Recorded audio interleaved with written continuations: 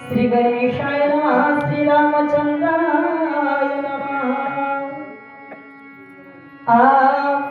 तव दर्शन मुनिवरा सुखा कोटी मज कपिंद्रा करूपासी पाहुणेरा निरूप सत्वरा मज देवा।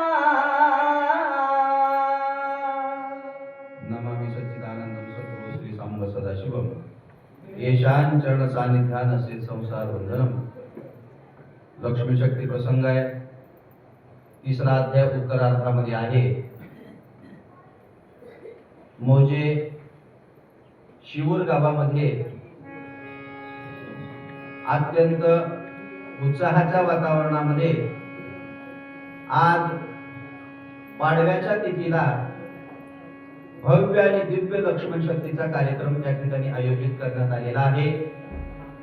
हरिभक्तपरायण बाळकृष्ण महाराज यांच्या अध्यक्षतेखाली हा सुंदर सोहळा या ठिकाणी आयोजित करण्यात आलेला होता। आणि या सोहळ्याचं वैशिष्ट्य जे आता बापू महाराजांनी सांगितल्याप्रमाणे अत्यंत दुरून चांगल्या पद्धतीचे वाचन करणारे, सुंदर गोड गोड कानाला ऐकायला मिळणारे आपल्या गावामध्ये आलेले आहेत। आपल्या गावचं भाग्य आहे। अत्यंत सुंदर अशी रामकथा आहे।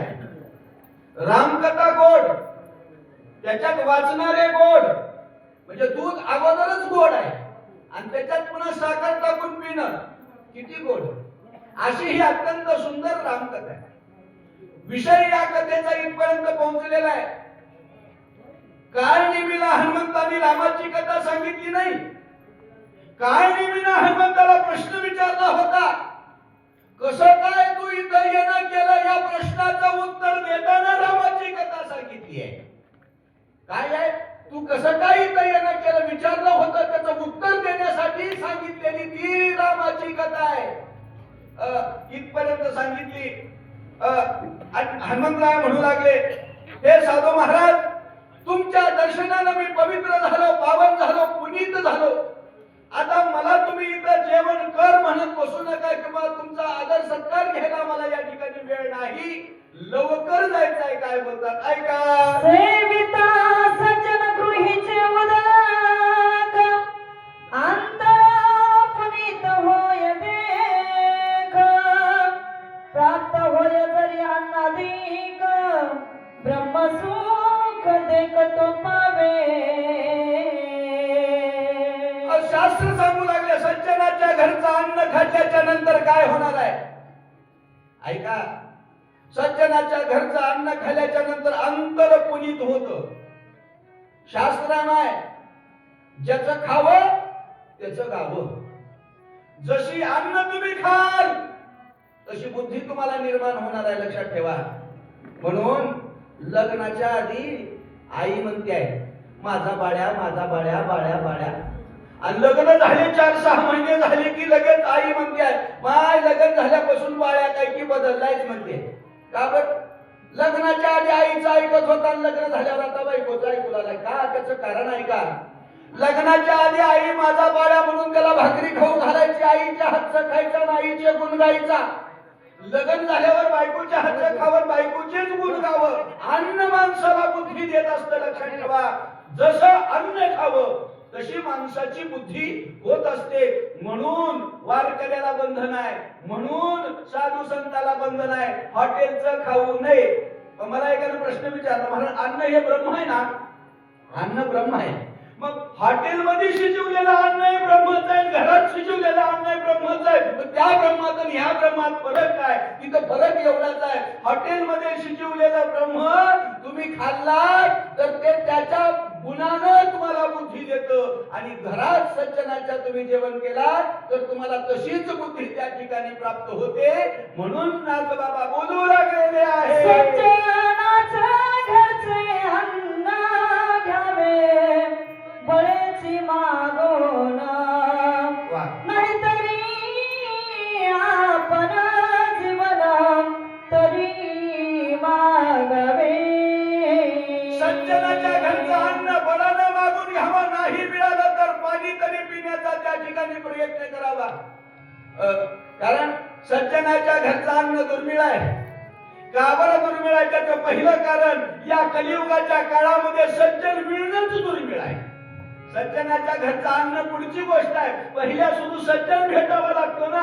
सज्जन कुणाला म्हणावं, सज्जन कुणाला म्हणावं, हा एक मोठा प्रश्न आहे. लक्षात ठेवा, आम्ही ज्याच्याकडे बघून सज्जन म्हणतो, एखाद्याच्या अंतराला बघून सज्जन म्हणतो का एखाद्याच्या बाहेरच्या विषयाला बघून आपण सज्जन म्हणतो, याचं फसगत माणसाची होते. अगोदर ठरवावं लागेल सज्जन कोण आहे. लक्षात ठेवा, सज्जनाची व्याख्या सांगितली आहे. गळ्यामध्ये तुळशीची माळा, कपाळाला गोपीचंदनाचा टिळा, एवढंच नाही, आणि अखंड राम नामाचा जप किंवा अखंड नामाचा जप त्याच्या मुखात आहे, तो सज्जन आहे. गोपीचंदनाचा टिळा तुळशीची माळा घालून सज्जन होत नाही, त्याला तिसरी जोड पाहिजे. अखंड नामाचं चिंतन करणारा असेल तर सज्जन आहे. अशा त्या घरचं अन्न खाल्ल्याच्या नंतर पवित्रता प्राप्त होते. आता त्याच्यासाठी एक दृष्टांत सुचलाय. कोणता? आली आहे ब्रह्मदेव सज्जनान्न नपवती देव. हे घडले ना प्रत्यक्ष गोपाळ सकळ काला करीती. एक नंबर दृष्टांत सुचलाय. ब्रह्मादिकाला दुर्धर असं असणार ते सज्जनाच्या घरचं अन्न आहे. कृष्णावतारातला दृष्टांत दिलाय. आता रामायणामध्ये कृष्णावताराचा दृष्टांत ऐकणाऱ्याच्या अंतःकरणात भ्रम निर्माण होऊ शकतो. कथा तर रामावतारातली आहे आणि दृष्टांत त्याचं कारण आहे. ही कथा लिहिणारे नाथ माऊली कलियुगामधले आहेत म्हणून दृष्टांत द्वापारामधला आहे बरं का. लक्षात ठेवा, गोपाळ काला केला, पण काला केलेल्या गोपाळाला भगवान परमात्म्याने टिरीला हात पुसायला लावले. का बरं? तर काला खाण्यासाठी देवलोक मासाहून त्या नदीमध्ये आले होते. काल्याच्या असे देव जरी झाले मासे, आणि त्या देवाला हे अन्न मिळू नये म्हणून त्या ठिकाणी देवाने ही लीला केली. म्हणजे ब्रह्मादिकाला सुद्धा दुर्धर असं सज्जनाच्या घरचं अन्न आहे म्हणतात. म्हणून घ्यावे फलमूळासी तर मी आलो राम कार्यासी. न जाता स्वामी कार्यसिद्धीसी सर्वता हरासी नसेवो. तुझ्या बोलण्याला मान्यता देऊन मी जर इथं खात बसावं तर मला हे जमणार नाही. मग बरं बाबा जेवण बिवण नाही करत म्हणजे फळ मूळ आहार नाही, नाही फळ मूळ आहार सुद्धा मला घेता येणार नाही. कारण काय आहे, मला पहिल्या सुरू राम कार्य करायचं आहे आणि राम कार्याला सोडून जो कोणी काय करतो त्याला काय फळ आहे? साडून स्वामी कार्यार्था जो पुढे गाडीला उदरचिता तक महापापी तत्वाचा अंधपाता जाय वेगी. स्वामीच्या कार्याला पाठीमागे टाकून जो स्वतःच्या उदराची चिंता वाहतो. आता इथं स्वामी शब्दाचा अर्थ काय करायचा? स्वामी शब्दाचा अर्थ मालक करायचा. पण इथं स्वामी शब्दाचा अर्थ मालक नाही. इथं स्वामी शब्दाचा अर्थ आहे देव. इथं स्वामी शब्दाचा अर्थ काय आहे? देव. देव कार्य टाकून स्वतःच्या पोटाची चिंता वाहणारा पापाचा अधिकारी आहे. देवाचं कार्य टाकून स्वतःच्या पोटासाठी कष्ट करणारा किंवा स्वतःच्या पोटासाठी झटणारा, स्वतःच्या पोटाची चिंता करणारा हे पापकार्य आहे. म्हणून देव अगोदर आहे, नंतर उदर आहे. मग इथं एकच आहे, जगण्यासाठी खाणं का खाण्यासाठी जगणं? आपण करतो काय? खाण्यासाठी जगतो का जगण्यासाठी खावं?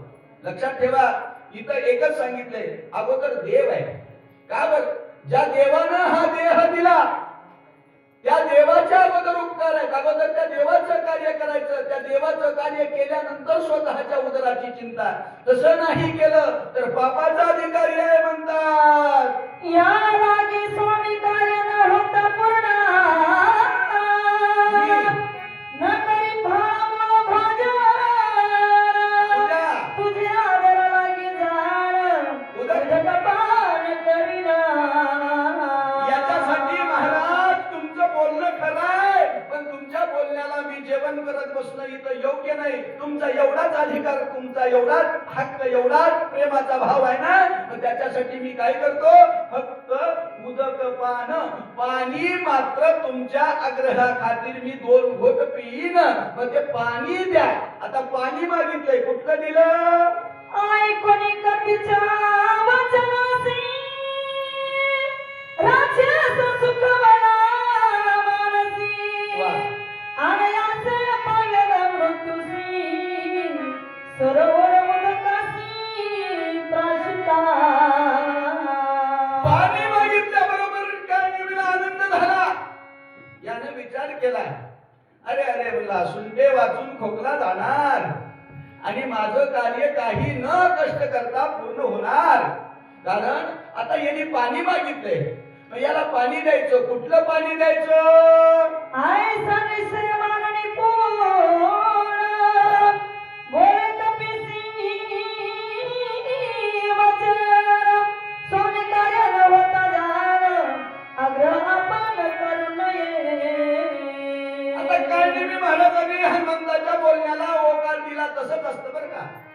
संधी साधू जे असतात ना, संधी साधू आपलं कार्य होत असेल तर कुठल्याही गोष्टीला मान हलवतात बरं का, कुठल्याही गोष्टीला होकार देतात. चुकीची गोष्ट असली तरी ती बरोबरच म्हणतात, कारण त्यांचं कार्य त्याच्यामध्ये त्यांना साध्य करून घ्यायचं असतं. आतापर्यंत जेवण कर म्हणणारा, जेवल्याशिवाय तुला जाऊ न देतो असा म्हणणारा महात्मा, आता तू पाणी पितोस. बरोबर आहे बाबा तुझं बोलणं, मी तुला आग्रह करणं चुकीचं आहे. पाणी मागितलास ना, तुला पाणी देतो. औषधीचा पत्ता विचारलास ना, औषधीचा पण पत्ता सांगतो. कुठं आहे औषधी?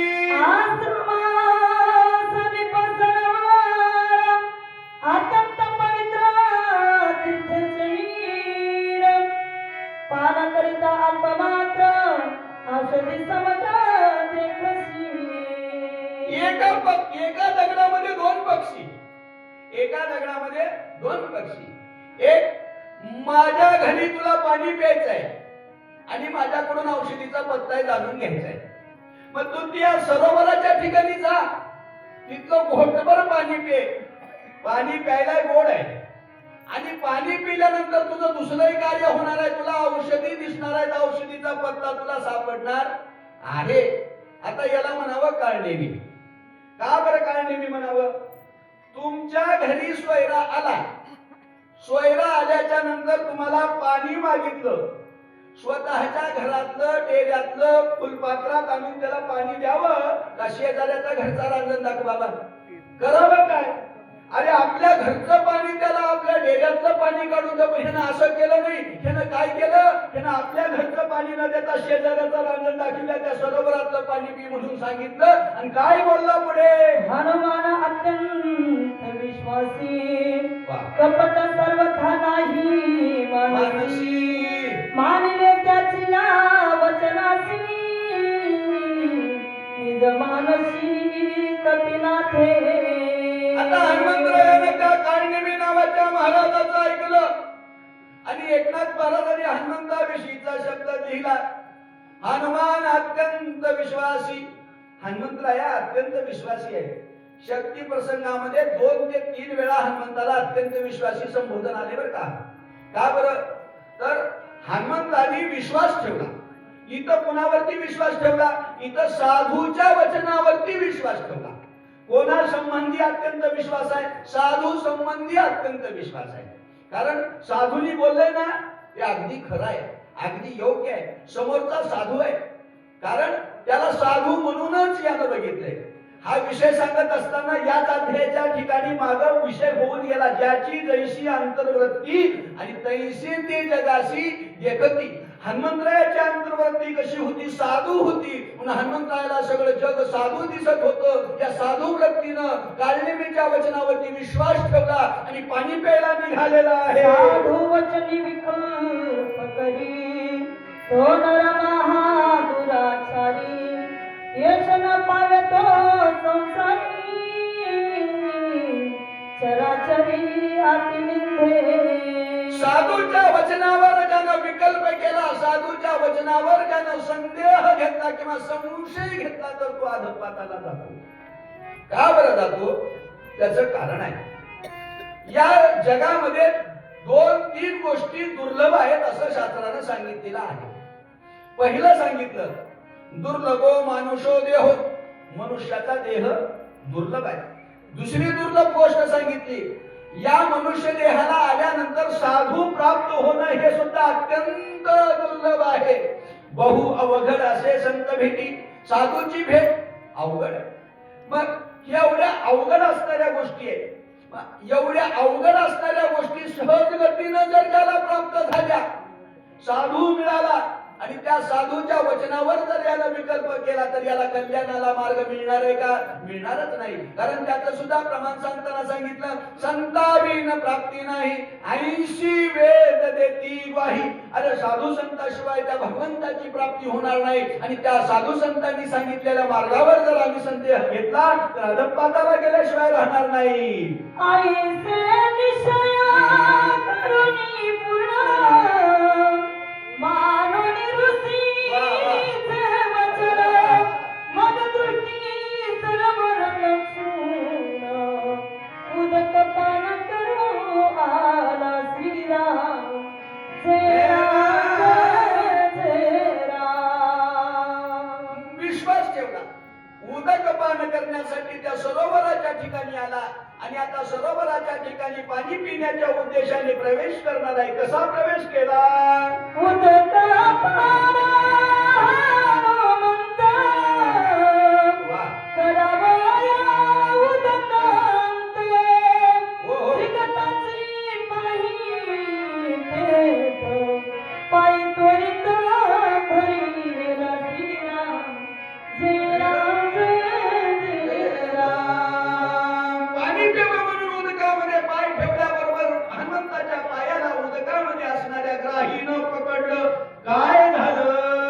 ब्रह्मशाप समाग्राही हनुमान धरला दक्षिण पायी येरुनी दडा वीर पायी भय नाही कोणाचे. हनुमंताच्या दक्षिण पायाला धरलं आणि दक्षिण पायाला उजव्या पायाला धरल्याच्या नंतर आता ते पाय कोणाचे? हनुमंताचे. निढळावीर, निढळावीर आहे. भय नाही कोणाचे? त्याला कोणाचं भय आहे? अध्याय सुरू होताना तुम्ही ऐकलात ना, 7 पाशाच्या पलीकडं हनुमंतराय आहे. हनुमंतरायाला कशाचंच भय नाही.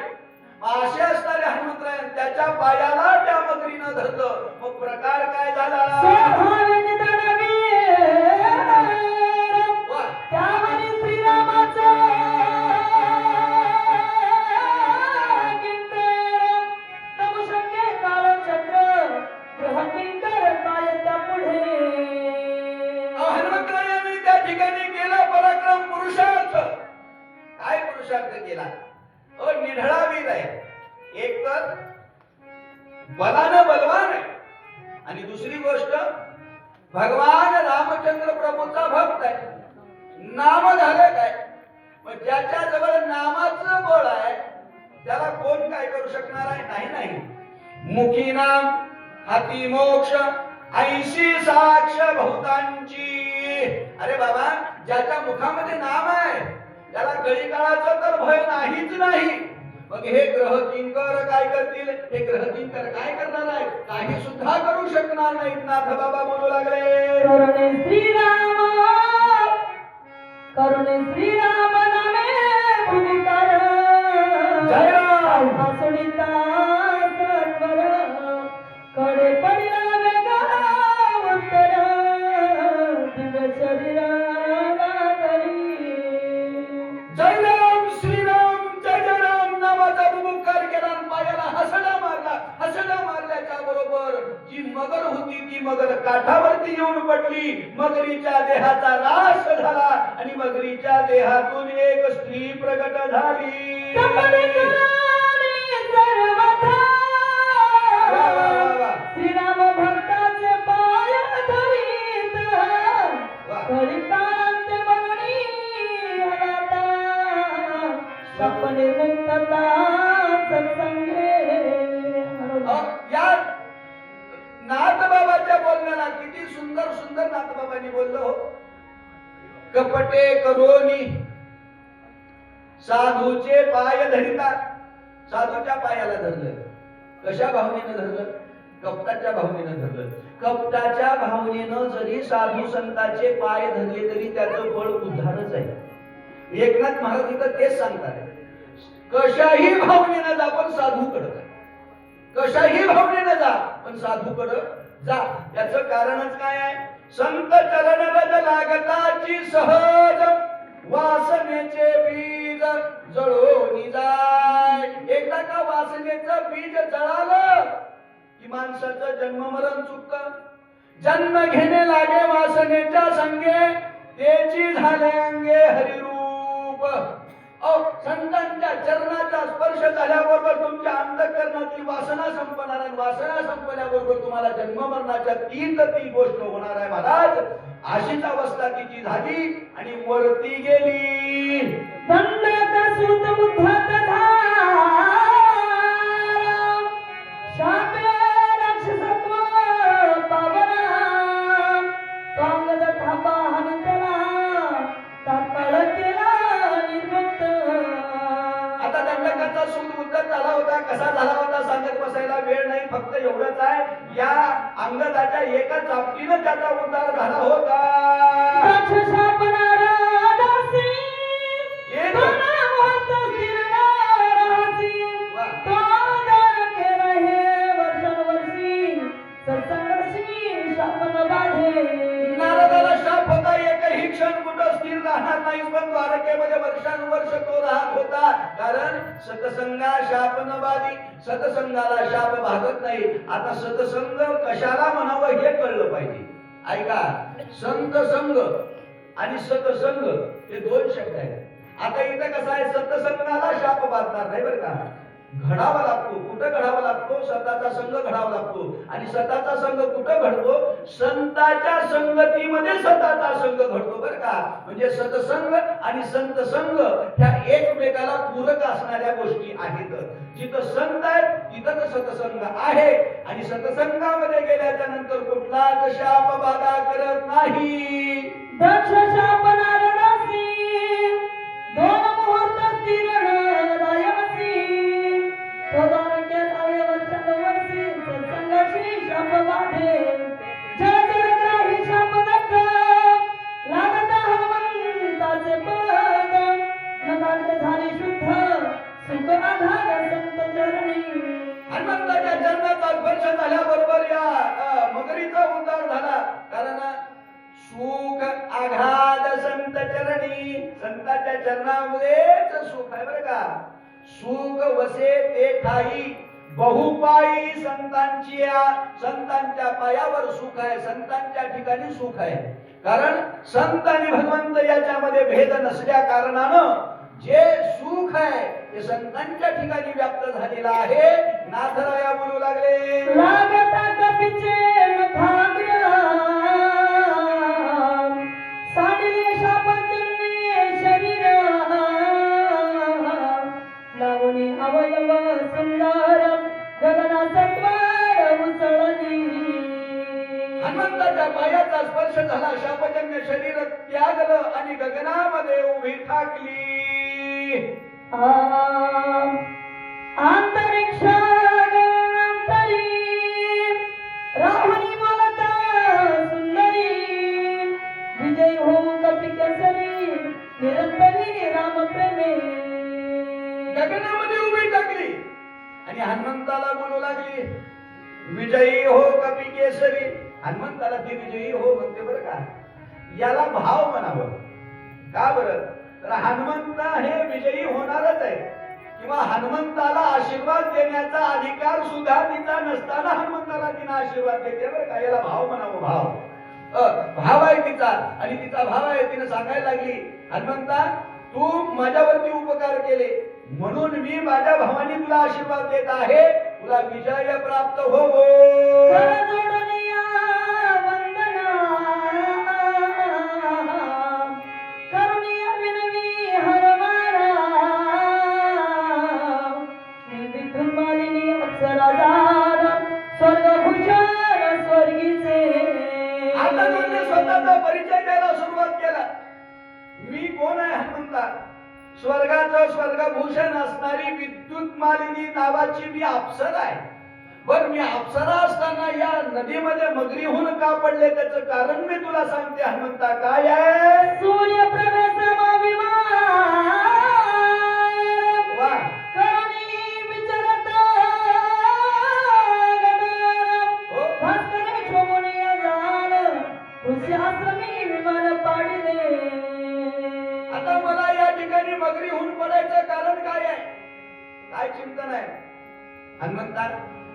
मी विमान घेऊन निघाले होते. म्हणजे कसलं विमान? सूर्यप्रभे सम विमान.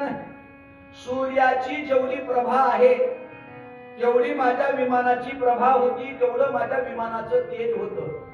मग हे तेज एवढं मोठं विमान मी घेऊन निघाले. मग घेऊन निघाल्यानंतर झालं काय आहे?